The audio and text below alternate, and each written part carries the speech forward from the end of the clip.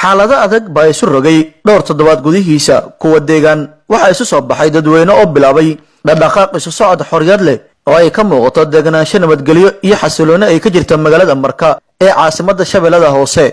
suuqyada qudaarta magaalada Marka waxaa lagu arkay isbedelay iyo socod ganacsi oo ka xoogan midkii hore maadaama nabadda hadda ay gacanta ku hayaan ciidamada xoogga dalka. shacabka magaalada Marka ayaa aaminsan in culayska ugu badan ay kala kulmi jireen dagaal beeleedyadii hore ee xilligii kooxda nabadiidka ee cadeystay daadinta dhiigga shacabka Soomaaliyeed ee al-shabaab ay joogeen magaalada Marka, laakiin hadda kalsooni ay shacabka raali ka yihiin ayaa ka jirta magaalada. هذا وانا تكتر في حلبات وقبل علاس حوق بدنا وانا تجي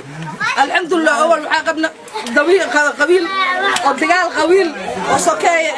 ونبات بدن ناس كباي الشباب أنا بدنا الحمد لله سعيدك دول تسيوم دي علاس وانا تجي حتى المحرجة هنا أنت لما ناس لا هنا لما يستروا أو نسكو صعب جيلو أو قريها الشعب كله يدقوا أو ولا لها يسكو صعب جيلو أنا أي ولا دخمانا جعلنا ولا الجعل له معنا ما شاء الله ورت مقالدين وإلو دقنت واحد ما رجل مفهمين الحمد لله مقالد سفعنا إنه ودقنتها وأنا كل شغال سنة أنا العبد أبنيين وإنه سوينا ما أنت جوشان الله ينسي بنادين المسيين مفهمين سوماليا وكم هذين جوشان عينين وعدنا وبسيب ما هذين إلهيين سبحانه وتعالى مفهمين. dhalinyarada magaalada Marka ayaa bilaabay inay dib ugu laabtaan goobaha damaashaadka iyo xeebaha ay kubadda cagta ku ciyaaraan. tani waa fariin nabadeed oo ah in Marka cusub ay noqotay si ay u soo ceshato maqaamka ay dalka ku lahayd. waa isbedel nololeed oo halkaas ka bilowday. Cabdullaahi Axmed Kulmiye,